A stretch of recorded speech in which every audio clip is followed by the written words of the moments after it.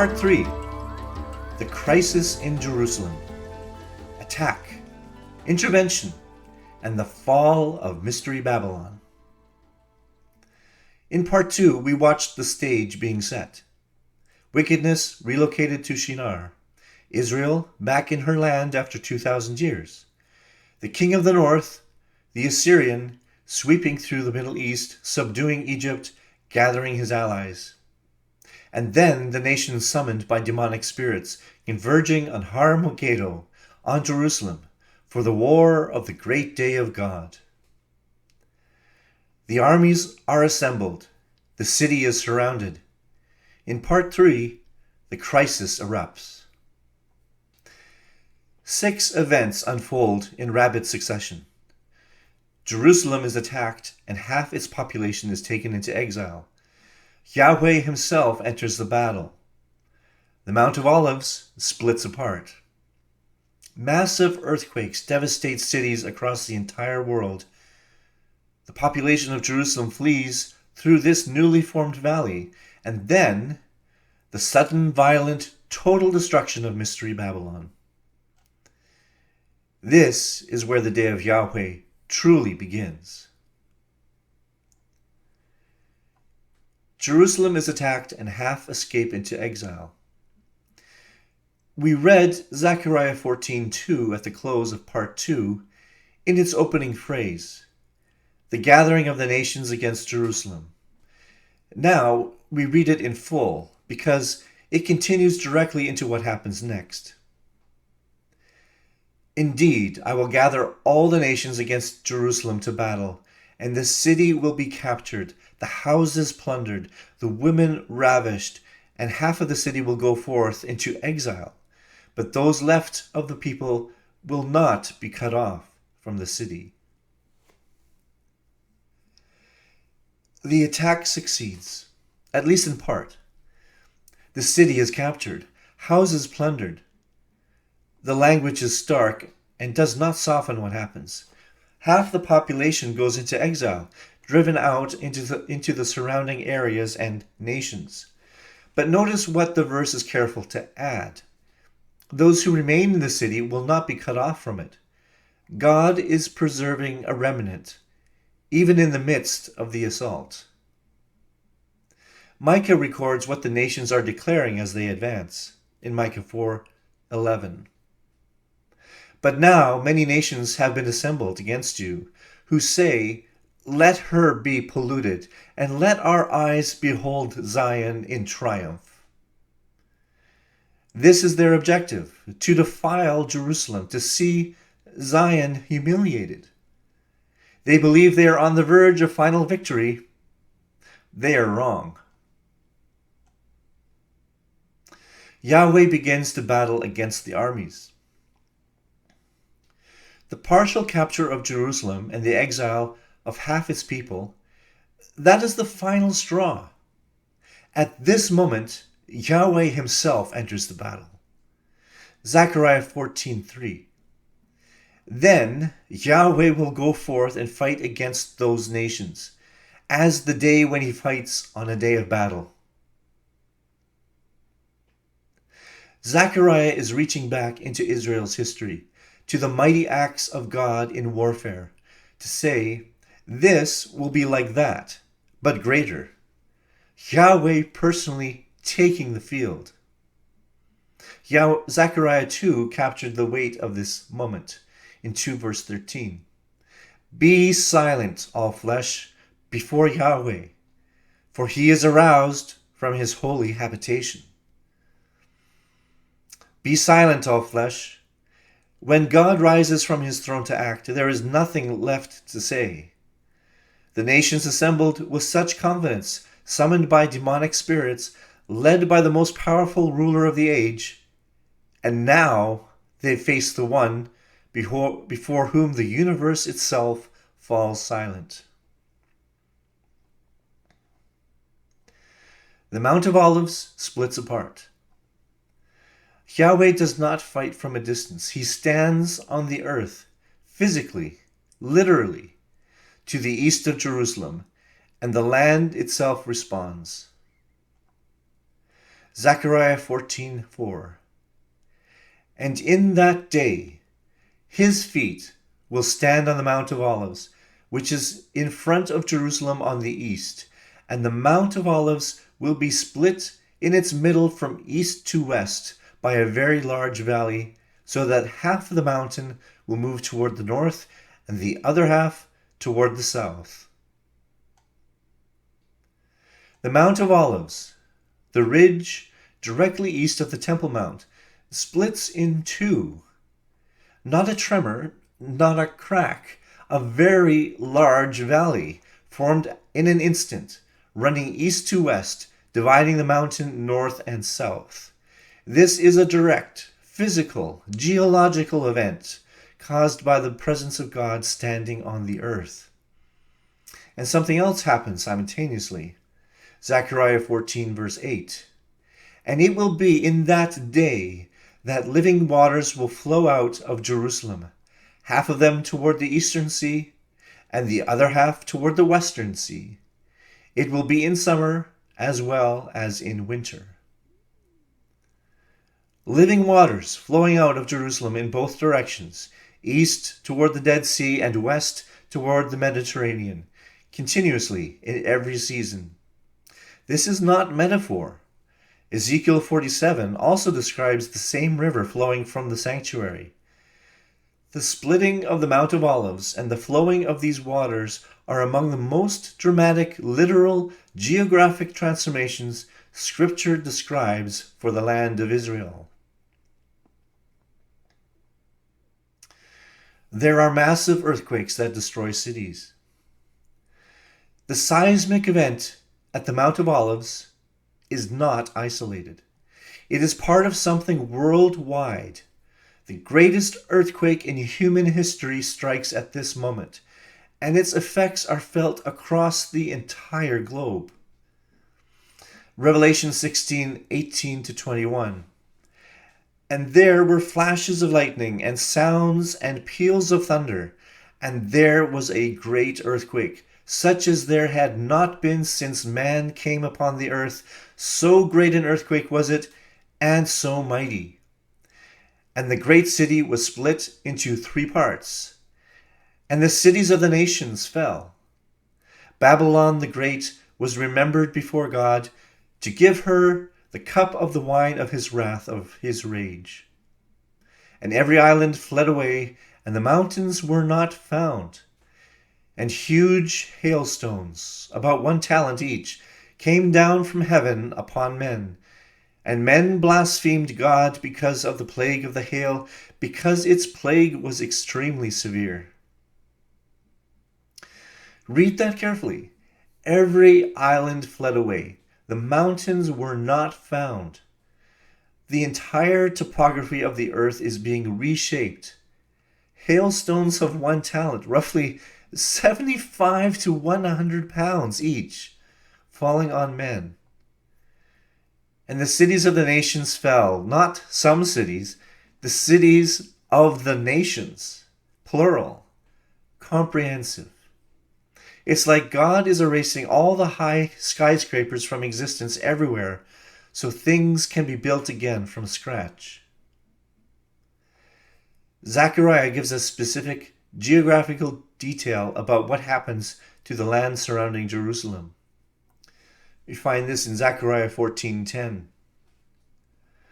All the land will be changed into a plain from Geba to Rimmon, south of Jerusalem. But Jerusalem will rise and inhabit its site from Benjamin's gate as far as the place of the first gate to the corner gate, and from the tower of Hananel to the king's wine presses. Geba is 6 miles north of Jerusalem. Rimmon is the southernmost point of Judah, deep into the Negev. The entire region between those 2 points, a stretch of roughly 60 miles, will be leveled into a plain. But Jerusalem itself will be elevated. It will rise up above the surrounding landscape. This aligns precisely with what Micah foresaw in 4 verse 1. Now it will be that in the last days The mountain of the house of Yahweh will be established as the head of the mountains, and will be lifted up above the hills. And Habakkuk confirms the scope of the geological upheaval. Habakkuk 3:6. He stood and measured out the earth. He looked and startled the nations. So the perpetual mountains were shattered. The ancient hills collapsed. His ways are everlasting. The perpetual mountains, the ancient hills that have stood since creation, shattered and collapsed. This is the scale of what the day of Yahweh brings to the physical world. The population of Jerusalem flees. While all of this is unfolding, the earthquakes, the topographical reshaping, the city under assault, the remaining population of Jerusalem is fleeing through the valley that was just formed by the splitting of the Mount of Olives. Zechariah 14:5. And you will flee by the valley of my mountains, for the valley of the mountains will reach to Azel, and you will flee just as you fled before the earthquake in the days of Uzziah, king of Judah. The valley of my mountains, the very valley formed when Yahweh's feet stood on the Mount of Olives. The people flee eastward through it, away from the battle, away from the city. The destination given is Azel, a name meaning a place reserved or set aside, a place of shelter prepared for this moment. This fleeing population is not abandoned. They are the believing remnant of Israel, those who have not gone into exile, those who remain in the land and are driven toward the east. And they are being driven toward exactly where help is coming from. Part 4 will show us who meets them there and what happens at Bozrah and the regions of Edom. The escape route and the rescue are not accidents. They are coordinated. The events of the seventh bowl. All of these events, the earthquake, the splitting of the mountain, the cities falling, the population fleeing, these are contained within the outpouring of the seventh and final bowl of God's wrath. John describes the moment it is poured out. Revelation 16:17-19. Then the seventh angel poured out his bowl upon the air, and a loud voice came out of the sanctuary from the throne, saying, "It is done." And there were flashes of lightning, and sounds and peals of thunder, and there was a great earthquake, such as there had not been since man came to be upon the earth. So great an earthquake was it, and so mighty. And the great city was split into 3 parts, and the cities of the nations fell. Babylon the Great was remembered before God, to give her the cup of the wine of the wrath of his rage. It is done, the voice from the throne. 3 things happen in sequence within this bowl: the great earthquake, the division of the great city, and the fall of cities across the nations, and then the destruction of Babylon the Great, which receives its own dedicated judgment. That third event is what the rest of Revelation 17 and 18 describes in detail. Before we read those chapters, listen to what they say about the city itself. God has been calling his people out. Revelation 18:4. And I heard another voice from heaven saying, "Come out of her, my people, so that you will not participate in her sins and receive of her plagues." His people are inside this city. He warns them to leave before judgment falls. This is not a symbolic warning. It is a literal evacuation call, just as Lot was called out of Sodom before fire fell. When the judgment comes, it is total and instantaneous. Revelation 18:2. And she has become a dwelling place of demons and a prison of every unclean spirit and a prison of every unclean bird, and a prison of every unclean and hateful beast. 18:8. For this reason in one day her plagues will come, pestilence and mourning and famine, and she will be burned up with fire, for the Lord God who judges her is strong. 18:10. Standing at a distance because of the fear of her torment, saying, Woe, woe, the great city Babylon, the strong city, for in 1 hour your judgment has come. 18:18. And were crying out as they saw the smoke of her burning, saying, What is like the great city? 18:21. Then a strong angel picked up a stone like a great millstone, and threw it into the sea, saying, So will Babylon, the great city, be thrown down with violence, and will not be found any longer. 1 day, 1 hour, thrown down with violence, and will not be found any longer. That is total annihilation. Not conquest, not occupation, not decline. Instant, complete, permanent destruction.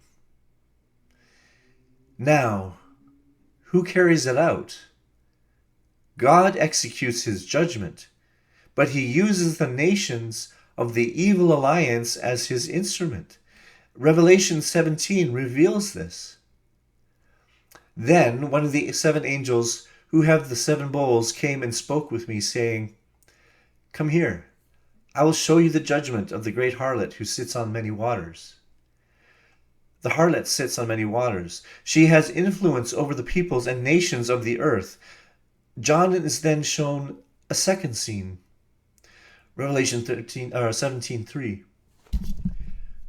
And he carried me away in the spirit into a wilderness.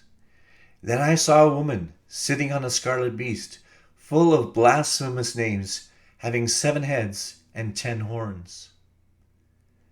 Now she is sitting on the beast itself, the same beast that carries the world system with the 10 horns representing the 10 kings. She has been riding this power, benefiting from it, directing it, and she is identified. 17:5. And on her forehead a name was written, a mystery. Babylon the Great, the mother of harlots and of the abominations of the earth. A mystery written on her forehead. The angel explains why it is a mystery. 17:7. And the angel said to me, Why do you wonder? I will tell you the mystery of the woman and the beast that carries her, which has the 7 heads and the 10 horns. The waters are defined. 17:15. And he said to me, The waters which you saw, where the harlot sits, are peoples and crowds and nations and tongues. She sits over the people of the earth. She has global reach and a global influence. And then the most important detail we find in 17:16-18. And the 10 horns which you saw, and the beast, these will hate the harlot, and will lay waste to her, and make her naked, and will eat her flesh, and will burn her up with fire. For God gave it into their hearts to do his purpose, both by doing their own common purpose, and by giving their kingdom to the beast, until the words of God will be finished. And the woman whom you saw is the great city, which has a kingdom over the kings of the earth. Her own allies destroy her, the 10 kings, the very ones who supported her, who rode alongside her, turn on her with hatred. They strip her, consume her, burn her. And God puts it in their hearts to do exactly this. They believe they are acting on their own anger. They are fulfilling his purpose. The woman is the great city. She has kingdom over the kings of the earth, meaning she is not a nation. She is a city-state with influence beyond her borders. The actions described in 17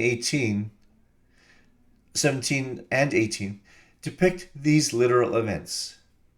The actors are described symbolically, but it is clear from every detail, for example, a city, a port, merchants weeping, destroyed in 1 hour, never found again, that this is a specific, real location, not a system or an empire. There are many proposals as to where this city is. I will state my theory directly because it becomes a vital piece of the puzzle as we move forward. It is called a mystery because it did not exist in John's day. It did not exist through all the centuries of church history. It has only become visible within the last several years. If my theory is correct, this mystery city is currently being constructed in northwestern Saudi Arabia, situated near Egypt and Israel, south of Jordan, on the coast of the Red Sea. Its official name is NEOM. It is planned to be a major tourist destination, a global financial center, a hub for technology and science, and a major port. NEOM aspires to showcase the pinnacle of human capability and organization. And notably, the region surrounds what is very likely the historic site of Mount Sinai itself. There has always been a pivotal question surrounding Mystery Babylon. Why would the evil ruler and his allies, who built the city, who supported it, who benefited from it, suddenly turn to destroy it with such ferocity? The answer is beginning to come into focus, and part 4 is where it becomes clear. The crisis has reached its peak. Jerusalem partially captured, half its people in exile, Yahweh himself on the field of battle, the Mount of Olives split open, the greatest earthquake in human history reshaping the earth, the cities of the nations falling, the remnant fleeing eastward through the valley of God's mountains, and Mystery Babylon, this city of global ambition and influence, consumed in fire in a single hour by the very allies who built her. In part 4, everything changes direction. The remnant fleeing east will be met. Jesus, already moving, already fighting, already with garments stained from battle, gathers his heavenly army and approaches from the south. The unique day begins, and the believing remnant of Israel is rescued from the regions of Edom and Bozrah. The reason Mystery Babylon is destroyed? Part 4 answers that question.